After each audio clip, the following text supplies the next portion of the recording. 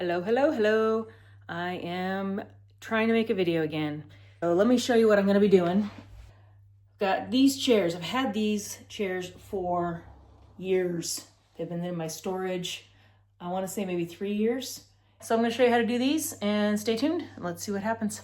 Bye. Happy 2026, everyone. This is Leora from Diamonds from the Rough and welcome to my very first video of the new year. I have been doing work. I just haven't been filming it, so I apologize if I'm a little bit rusty. Let me introduce you to these newest pieces. This is a set of king and queen chairs. This is something that I bought back when I was very first starting to flip furniture, and I do not know why I had the confidence to even pay the 50 bucks or so that I got from Facebook Marketplace, because I had no idea how to reupholster. Now I have done several reupholstering pieces, so I feel a little bit more like I'm capable of taking them on now. Finally got them out of storage. These were in such good shape for the age. That little missing piece on the top that matches that one there, and this scratch in the back are the only pieces of damage that I could see on these chairs. Or I should say on the body of the chairs. Obviously, the upholstery has seen better days, perhaps better centuries. I'm ready to start the deconstruction of this chair. And it's a lot. There's a lot going on here. And this is in remarkably good condition for what I assume the age of it is. It looks a little bit like the Eastlake settee that I did. So it might be around that same age, which is late 1800s.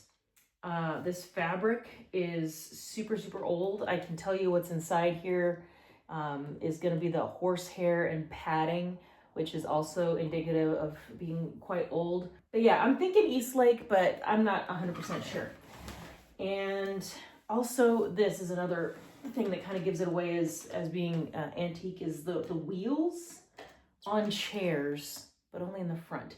So the king's chair has wheels on both front and back legs, but the queen chair only has it on the front, and I don't know why. All right, let's start deconstruction.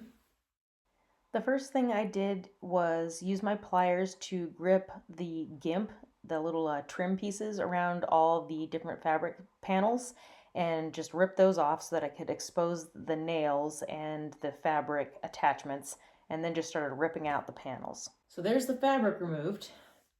And I don't know if you could tell while I was on the hyperlapse, but it is so incredibly old. It was kind of brittle and breaking apart almost like paper. I'm probably inhaling dust from 100 years ago, which is a bad idea. I probably should be wearing a mask. While I was removing the fabric, you could see that this was starting to lift. This is the cotton batting, also in remarkably good shape and clean looking. It's not clean. It's been sitting here for, a century or so, but it doesn't have any stains. It doesn't have any rips or tears until I tore it, unlike the king's chair. I'm going to guess that only delicate little tiny ladies may have sat in this and therefore did not bust or spill anything, but the men's chair is all ugh. Just a guess. I'm going to lift this off because of course it's going in the trash. I'm trying not to make too much dust fly. And underneath is the hair. There is still like some linen that's holding this. And you can see the actual wood. That's from the bar. That's like the wood oils have soaked through on the back. It's loosey-goosey. This is the only damage I've found so far in this chair. I don't know where it's broken exactly, but see how it's dropped below? That should be up here. And it looks like it was only held on by the fabric. But we're gonna get there. I'm getting ahead of myself. Next, remove the hair, which is frankly grossing me out. It looks like a big old nasty toupee. Ugh, I should be wearing gloves. Oh, this is sewn in. And you know what? I can put gloves on. I have the technology. So this is sewn in, which gives me another hint on the age of this product. Can you see all of the little lines there of thread? That is what's holding this in. And when I pull, see there? It's sewn in. This is so old. I feel a little bit bad. You know, it's held up for so long and I'm taking it apart. But hey, no one's sitting on these chairs. One nasty toupee gone. And now you can see how the thread went through all around here, and it's part of what is giving it this rigidity, which I thought was wood, but now I'm curious, maybe it's just burlap rolled up. I don't know. This is fascinating. I'm like a chair archaeologist. Oh, hey, one other thing I want to point out before you undergo such a tasking like this. Do not ever walk barefoot in your studio until it's been cleaned many times, because these little nails went flying everywhere. And if you step on a rusty nail from 100 years ago, God only knows what you're gonna get. I don't know that this is strong enough to do me any good. Yeah, see, look how it's just tearing. It's too old. Oh, there we go. All right, we got a little bit of pulling the nails out. Not much. To make it stronger, before they nailed it down, they doubled up the material at the edge. So it was folded, then nailed, which makes it nice and neat and tucked all the way around. And now we've got the hay. Hay! The barn really gave old upholsterers a lot to work with between the horsehair and the hay. They didn't need to go to the upholstery store for supplies. That was their Amazon, I guess. So this was obviously not going to go against your skin or your body in any way, so it didn't have to be well padded in. It just had to take up the space in the back. So hay was a really great, smart way to go. I'm just pushing from the back with my thumbs, and I just heard nails go flying across the room. Which brings me back to wear shoes. This is so rotten, it's just coming apart with my bare hands. Make sure you're wearing some eye protection as well, in case those nails go flying, FYI. It's like a little headstone almost. And more hay on the inside that is well protected behind something so that you wouldn't get any hay sticking through and stabbing you in the back. Now, all of this that I'm talking through to you is also going to talk me through reconstruction, because I need to remember what goes first. So first is going to go my, still using burlap, by the way. I'm putting that in there, and then in the back, this will be tight, and I will fill this in with cotton batting, which I got from Amazon. So it's just going to be exactly, literally no different than this stuff. It's just going to be 100 years newer. This has not changed. So this is just some good old sheep byproduct. So that's going to go back here. And then I will put bonded Dacron, which is the material that will go against the fabric that I lay over the back. Yeah, so lots of steps. Good to remember how it came apart so I know how to put it together. Reaching up here to grab, I have to make sure gloves are a smart idea so I don't grab rusty nails like an idiot. Yeah, seriously, I highly recommend wearing gloves. I should have worn gloves from the get-go. And normally I do. I don't know why I didn't this time. I was just so excited to get into this. Excited to get into it, but also afraid getting into it because I knew it was going to be so much work, and this really is going to be so much work. This is kind of like where it gets scary every time you're doing an upholstery project on something super old. Can you see how torn up that wood is?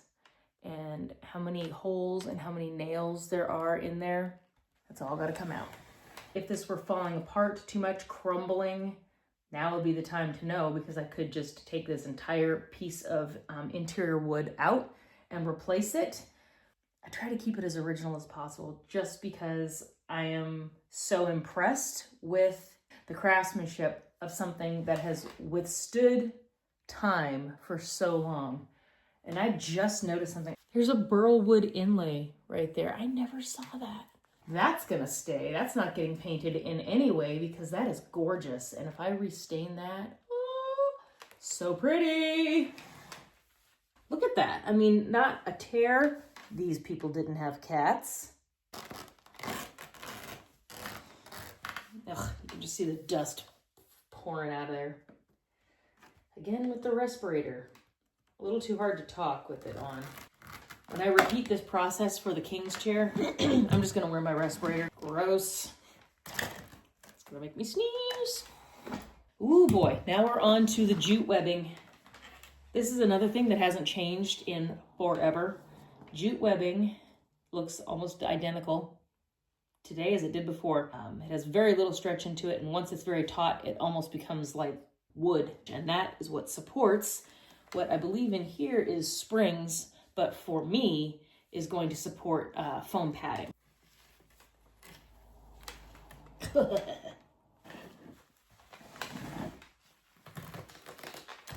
I'm taking breaths way off to the side and holding my breath while I pull because I do not want to inhale this dust. Oh boy, and I see the broken wood now. Used to be holding this chair front part together, and it's just broken. Set this aside so I don't lose any of the important pieces. And here we have more of the springs. See, they're sewn down. They put the spring under pressure, and then they tie this rope. I don't want to cut that. I want to show you how that looks. It's a really intricate knotting process, which I want to learn how to do. Because someday I need to level up my skills, and learning how to properly input the springs is the next level.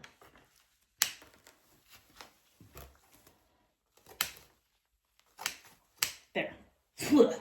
My nose tickles.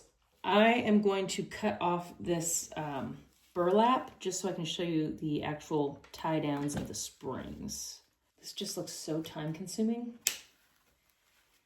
to have properly woven this all together, which I find fascinating. There's your springs. This is your basis of your cushion, and it took up a lot of space. Those are maybe 7 to 8 inches high worth of space because they have lost a lot of their compression.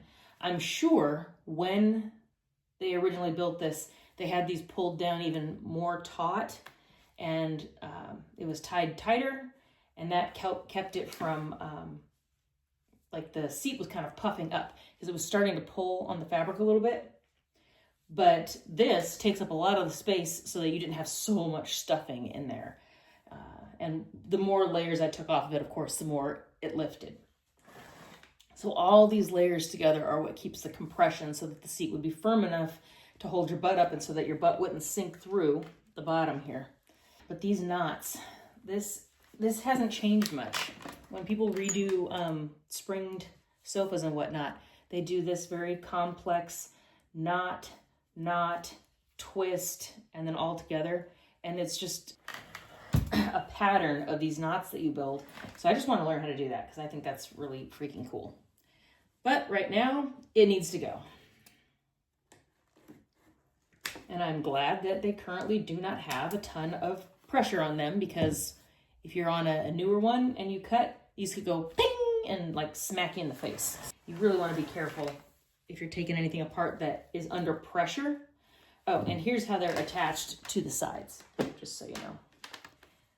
The knot is like twisted and tied around a nail into the side. It's hard to see because there's so much hay there. But that's how they're anchored to the outside of the chair and then pulled down. I'm waiting at any point for this thing to just collapse. Like that. Ta-da! Just happened.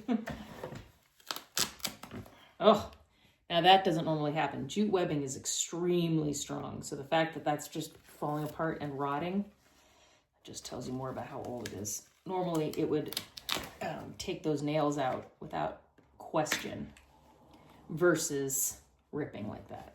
Seriously, wear a mask. Did I mention eye protection? If I didn't mention eye protection, seriously, wear eye protection. I think I did. But between the hay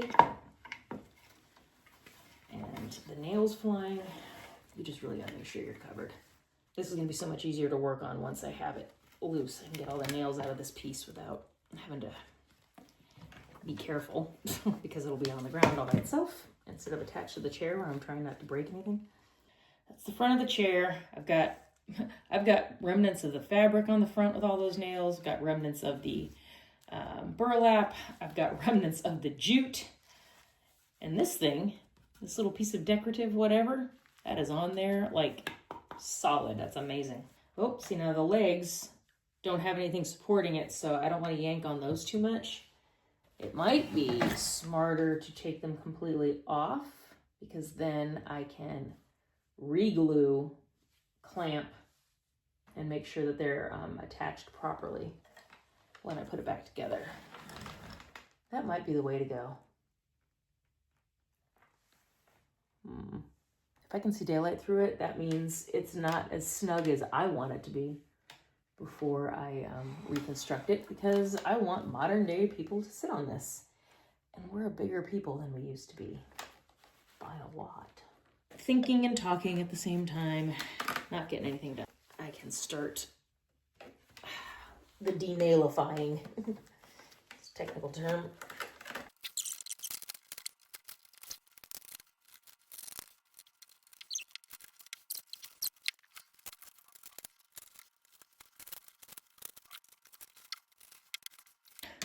Ta-da!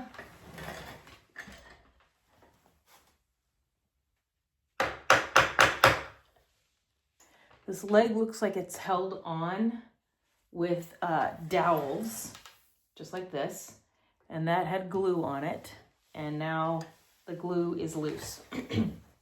I just don't want to damage the wood.